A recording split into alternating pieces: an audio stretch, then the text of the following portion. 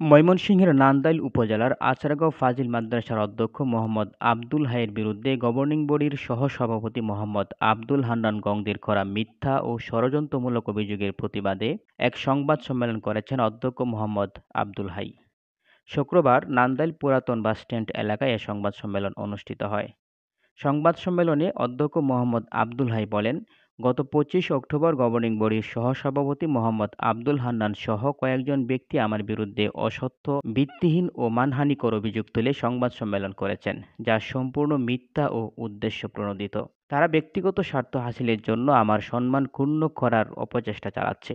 তিনি আরও বলেন, অভিযোগের জবাবে আমি তথ্য প্রমাণ সহ সাংবাদিকদের সামনে সত্য তুলে ধরেছি।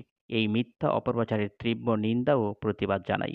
মামলাটি রাজি না হওয়ায় নিয়োগের বিরুদ্ধে সহকারী জজ আদালত নান্দাইল ময়মনসিংহ গভর্নিং বডির সম্মানিত সভাপতি ও আমাকে বিবাদী করে নিয়োগের বিরুদ্ধে একটি মামলা করে। মামলা নং ২৬১/25 অন্য প্রকার।